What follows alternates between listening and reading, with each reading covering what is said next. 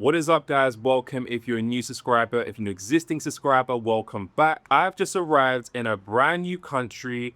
I'm in Nairobi, Kenya. This is a view from my balcony. I'm currently staying in Kileleshwa, which is one of the more upscale areas in Nairobi. And in this video, I'll be doing a comparison of Johannesburg, which is where I was staying in South Africa for nearly 2 years now, versus Nairobi. Nairobi has been on the bucket list of mine for a very long time, and I finally got the opportunity to visit. I'll be comparing the infrastructure, the cost of living, the overall livability of the city, the social and dating life. So stick around, because this is going to be a really interesting one. Now, if you're interested in the Pan-African narrative, maybe you're like me and you like to escape broken Britain for life in the global south, or specifically on the continent, then make sure to hit the subscribe button and like this video. All right, so what are the cost of rent? Now, this is an Airbnb. It's a 1-bedroom. I spent £629 for the month. It's about 16,000 rand, and it's quite nice. Modern, nice finishes, nice design. I'm a big sucker for modern luxury apartments, and Nairobi does have it. It just isn't at the same scale as you'll find in Sandton. So a place like this in Sandton, you'll find the same thing,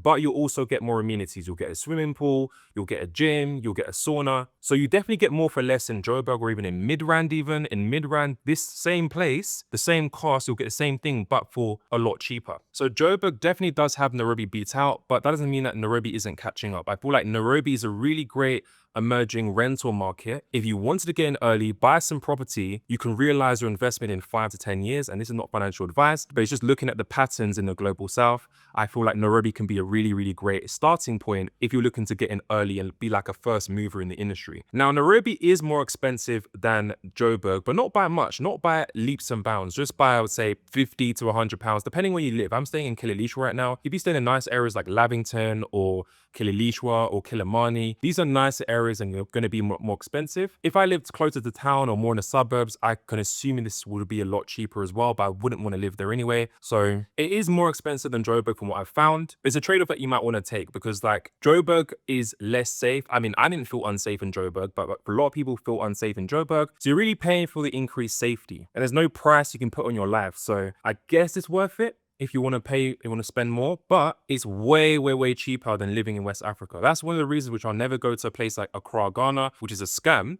because you're literally paying London prices to live in, you're paying London prices to live in Africa. It makes 0 sense. So it's nowhere near as bad as West Africa, but it's more expensive than Joburg. Now, when it comes to aesthetics and infrastructure, South Africa wins 100%.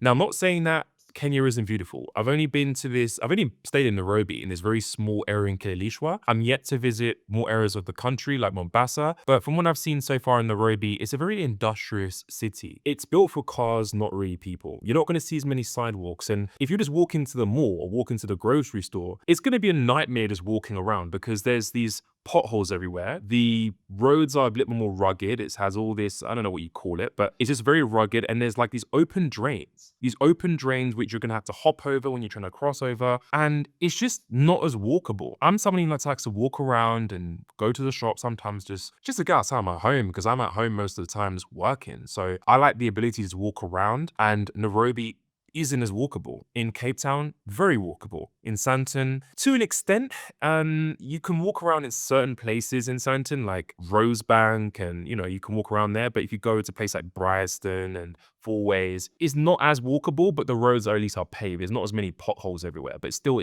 there's less sidewalks in other parts of Sandton. Now, one of my biggest annoyances whilst living in Nairobi is the motorcycles. Oh my gosh, these bikes are annoying. Now, don't be surprised when you're walking on a sidewalk, which is meant for pedestrians, and you have a motorcycle just driving up behind you. Or sometimes, because Nairobi has very high traffic, it's very congested. So you might have traffic coming in from both sides, and it just never stops. I haven't seen a zebra crossing anywhere since I've been here. So you might be trying to cross the road, and this motorcycle cuts into the sidewalk where you're meant to be walking, and then tries to skip the queue. That happens a lot here. And my biggest safety concern isn't people stealing my phone, isn't getting mugged or people shooting me or whatever. I don't really feel concerned about that. My biggest fear is just crossing the road. And that might be a concern for you, because like for me, I like walking to the nearest grocery store. It's good exercise and it's like getting outside and having some fresh air. I feel like walking around has been a big challenge here in Nairobi, and that's why I'll say infrastructure overall definitely goes to South Africa. Now in Santon, in some parts of Santon, there is less sidewalks, but at least there's some decent traffic light systems. You'll see a zebra crossing and people do follow the traffic guidelines there, at least more commonly than they do here. But here, oh my word, it's a nightmare just even crossing the road. And that brings me to luxury living. So if you're a wealthy individual, or maybe it's a middle class individual, but you just like the finer things in life, South Africa has a lot more to offer. Now, Santon is the richest square mile in the whole of Africa. It's home to the most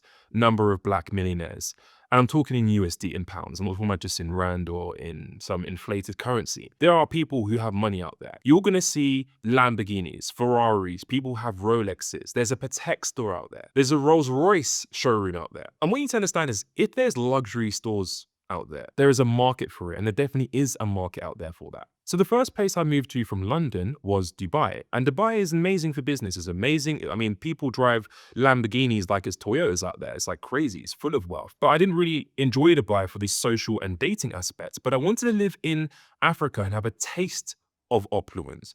And Santon was the closest place for that. Or maybe you're not really into this materialistic stuff. Maybe it's one of more quiet, relaxed life. Well, a place like in the Western Cape in Constantia, you can have a villa and you can enjoy the wine vineyards, and you can have a very humble, very quiet, but still wealthy life, just without all of the materialistic shit that you get in Santon, which is full of soft life and fast life and all of the above, right? But whatever kind of life you're into in terms of enjoying your wealth, whatever you're into, South Africa just has a lot more to offer than Kenya. Now, I'm not saying that Kenya doesn't have any money here. They definitely do have places. Like I went to a networking event the other day, and there were some Kenyans who were seriously heavy hitters, primarily in tech and AI, which is a space I'm very interested in. But it just isn't as common as you'll get in a place like South Africa or Santon specifically. And as someone who has a business and I'm very entrepreneurial, I like to be surrounded with wealth. Now, I don't need to have a supercar in front of me to be motivated. I'm a very self-motivated individual, but it's also inspiring just to see that once in a while, just to remind yourself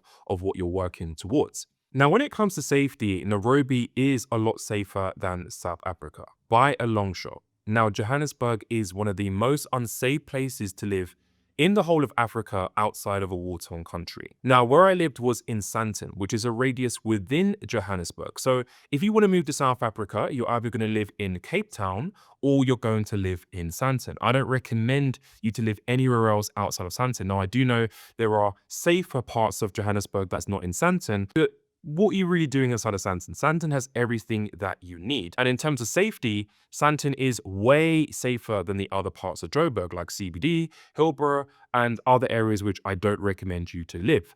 So if you want to move to South Africa, you're going to stay in that same radius. Now, when I was living in Santon, I didn't really feel massively unsafe. I mean, the only thing I was worried about is people stealing my phone, pickpocketing, but that still happens here in Nairobi. In fact, I would even say Nairobi is not even as common because I've walked around all the time. I don't really feel like anyone is as opportunistic. I don't really feel like anyone's out there to try and steal my phone. Yes, there is homelessness. Yes, there is poverty, but I don't really feel like anyone is here to try and rob me. Whereas in Santon, you do have to exercise more precautions. You are going to feel more on guard living there than you will here in Nairobi. I also feel like here in Nairobi, the citizens here tend to fear the law a lot more because there are serious repercussions if you disobey the law. Now, I do know there's a protest going on and some people have been killed in those protests, but that's happening in the CBD. You're not really going to stay in the CBD if you're living in Nairobi. You're typically going to stay in nice areas like Kileleshwa, Lavington, Karen. These are the upscale areas in Nairobi. You're not really going to go anywhere else. Now, in both Nairobi and Santon, there is 24/7 security. So when I was living in Santon, there was an exit code. So if anyone, whether it's an Uber driver or just a friend coming to visit, if they want to get in, they need an exit code to get in and to get out. There is cameras everywhere. There is security. So I felt very, very safe. I know there's a lot of stories about armed robberies and people breaking into your homes and all of these things. That probably happens in the other parts of Johannesburg. I'm not saying that Santon isn't without its problems, but I'm saying it's less common fine because you have security there 24/7. Same thing here in Nairobi. They don't really have an exit code system as, well, at least in my apartment, but they do have 24/7 security that will open the door and actually check who's coming in. Whether I'm inviting guests, they will know who I'm bringing in. They sometimes ask for the ID. So you can really feel safe that no one's going to come in and break into your home. But it's in terms of overall peace of mind. And this is general statistics. I feel a lot safer in Nairobi than in Santon. I don't feel like anyone's out here to hurt me. I don't feel like anyone's out here to rob me. Now, of course, that can still happen here and you have to be careful. But I feel a lot safer here than I do in Santon. So the point in terms of safety definitely goes to Nairobi. Now, when it comes to social life, Kenya 100% beats South Africa. I think that's one of the biggest reasons why people pack up their bags from wherever they come from America, UK, Australia, and they come to Nairobi just to experience the social life. Now, the local people here have been the nicest I've experienced anywhere from the world. Now, I'm not saying people in South Africa weren't nice. I'm just saying South Africa was very similar to how people were back in London. Now in London, there's some very nice people and there are less nice people. So there was nothing massively special about people in South Africa. They weren't overly nice. They weren't overly not nice. They were just mixed. I met people that were kind and warm and I met people who were passive aggressive. So I had mixed experiences of people in South Africa. Whereas in Nairobi, I'm yet to find someone which has been aggressive or passive aggressive. Everyone here has been nice. Everyone's here has been kind so far. So I have no complaints when it comes to the people here. Nairobi in general is also a very transient city. So people from all parts of the world, whether it be from Europe, from different parts of Africa, from America, come to visit Nairobi. So you're going to meet expats from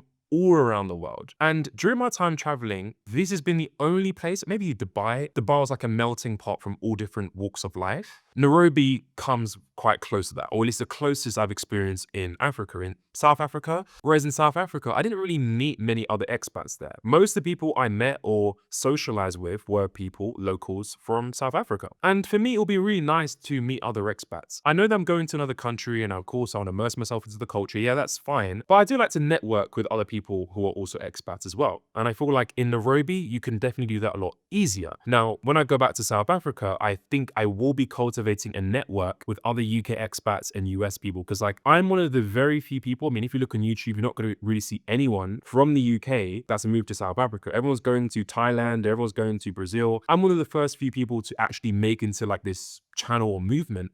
So maybe I need to be the one who cultivates all of that. You know, there always has to be a leader who starts things and I'm just really bad at doing that. But I didn't really experience as many expats there than I do here. So from a social perspective, you're gonna have a much better time here than in South Africa. But again, I could cultivate something in South Africa and that could be different. So in terms of social life, you're gonna have a much better experience here than you want a place like Santon. But again, I could start something in Santon and that could change in the future. Now let's talk about the dating differences. Now this one's for the single men out there that are attracted to women. I'm a single man and I'm attracted to women. And I want to talk to you about the experiences that I've had in Nairobi versus in Santon. Now I was under the impression, based on what I've heard from other expats that have come here, that dating here would be less transactional. And there's this rumor going around that women in Nairobi are really easy. They're very approachable. They're very warm, they're very kind, and women in South Africa are more westernized, right? So basically, whatever problems or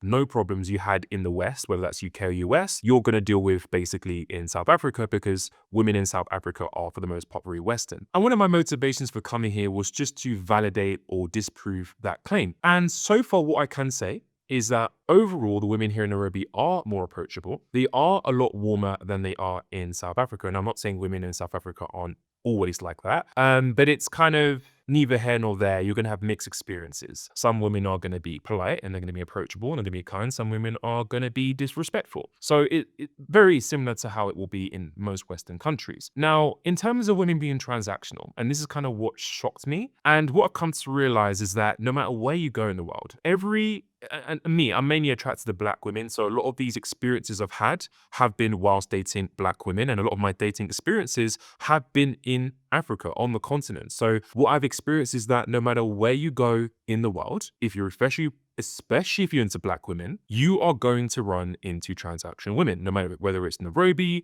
whether it's Lagos, whether it's Cape Town, Santon, it's going to be everywhere. I was with one of my mates. We went to, I think it's Nairobi Street Kitchen or something the other night, and I was shocked with what I saw. I was shocked to see the number of older white men. By older, I mean in their 40s and 50s. Must be at least 45, with women that are like 20, 21. I was trying to chat to a girl there and she was 21 and she was all by herself. And I'm thinking, it's not normal for an attractive girl to just come to a club all by herself. Something was just off. And I was talking to her and there's something about the vibe there just didn't really feel right. You see these older white men which are dating these younger, slender looking black women, because white men have this fetish for dark-skinned women, and the only way that's going to be working is if the men are spending. Now in South Africa, it's very transactional. Of course, not every woman is transactional there. I mean, every woman to an extent is going to expect you to spend money on them, whether it's paying for an Uber, paying for a meal. What I experienced in South Africa is women would expect you to gift upfront. Before she even knows who you are or ask your name, it's you have to lead with money up front. And the more I've come to realize is that it's really everywhere in Africa. You're going to have transactional women. Yes, women in Nairobi are easier to approach for the most part. Not all of them are going to be easy to talk. And one of the things you need to be very careful. If you come here super naive and you think all the women here are just going to be super easy and super approachable, they're going to use you as an opportunity to get citizenship back in the States or UK. You'll get green carded and you'll never know until it's too late because you're deeply infatuated. So I just wanted to be very careful coming here. A lot of men have warned me about Nairobi women, that at first glance they may appear to be innocent, but when you really get to know them, they have ulterior motives. Now, it's not all of the women here in Nairobi before someone throws a tantrum. It's just you need to exercise your cautions any way you would in all of Africa. Okay, what about actually living here and moving here? Now,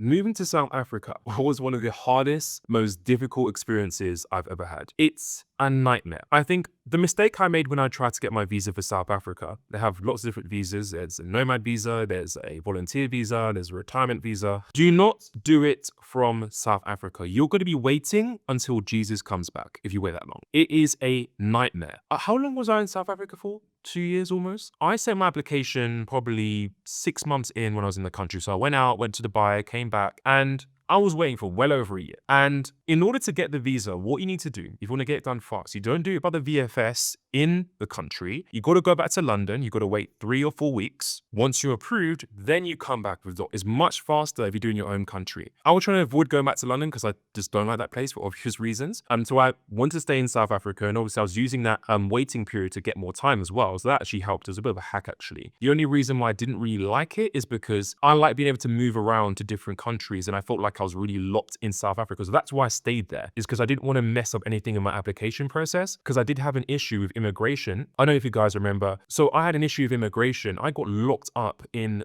Johannesburg airport. They said I was overstaying, I was doing some sort of border hopping. I don't know where they got that from, because I went from South Africa to Zambia. And apparently South Africa and Zambia share a border.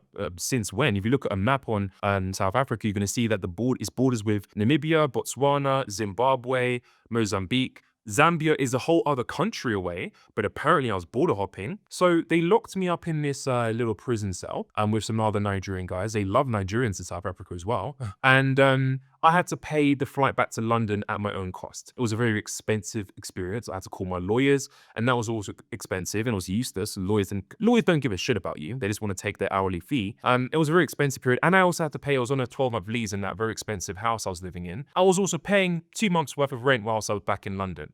So I had to do that all by myself, and it was a very painful experience. But I came back, and yeah, the whole visa process when you're doing it from South Africa is going to be a mess. So if you want to move to South Africa, you got to do it from your country of origin. In Nairobi, I haven't applied for my visa yet. I got 90 days on arrival. I'll be here for 2 more months probably. And from what I've heard from other UK expats and people who've moved here, it's extremely fast. You just pay someone some money and it's done. Simple. You get more time. I've heard people getting 5-year visas. You just send them, I don't know, $300, $400 and you get your visa. It's so straightforward and simple. So when it comes to immigration, without a shadow of a doubt, it definitely goes to Nairobi in Kenya. It just seems way more straightforward to get a nomad visa in South Africa. They've been talking about this nomad visa for years now. I don't know anything about how it works. In South Africa, they're talking about this nomad visa. There's certain requirements you got to have. You got to be making 40,000. If you earn anything more than that, they try and tax you. So there's some things you need to know about that. If you want to put in contact with my team, feel free to let me know below. But getting a South African visa was a bit tough. It's not easy. I know if you marry someone there, maybe it might be a little bit faster. I'm not trying to marry anyone anytime soon just to get citizenship, because women will did use that against you. But here you don't have to do any of those loopholes. It's just you pay someone and you get it pretty fast. So all in all, which country is better, Kenya or South Africa? And honestly, guys, this was a really tough decision because I can see myself in both countries. For real, I think it really just depends on the kind of individual you are. So if you're looking for, and I feel like this is what it boils down to in terms of archetypes, if you're someone looking for a place that is cheaper than the West, you want a better social life, and you want a place which has easy immigration, it has nice weather, it has fresh food, but you're okay with sacrificing some infrastructure, then Nairobi is a better place. But if you're someone who wants westernized infrastructure, luxury living at the lowest cost possible, and you want to be in Africa, then South Africa is the best place to go. Now, for me, I'm leaning a little bit towards South Africa because I just prefer the livability there opposed to here. But I can see myself here a few months of the year. I love Nairobi. It's an amazing place. I could probably even do 50-50. I'm debating whether I'm going to do 50-50 or I'm debating whether I'm going to do 50-50 or most of my time in South Africa, maybe 9 months in South Africa and then 3 months in Nairobi. So I'm still debating, but I just prefer the livability aspects of South Africa and the luxury life opposed to Nairobi. But Nairobi is still an amazing city and it has a lot of potential. Now, if you're someone who's looking for a remote source of income so you can eventually move to a place like Africa, whether it's Nairobi or South Africa, check the first link in the description below. And as always, I'll catch you in the next one.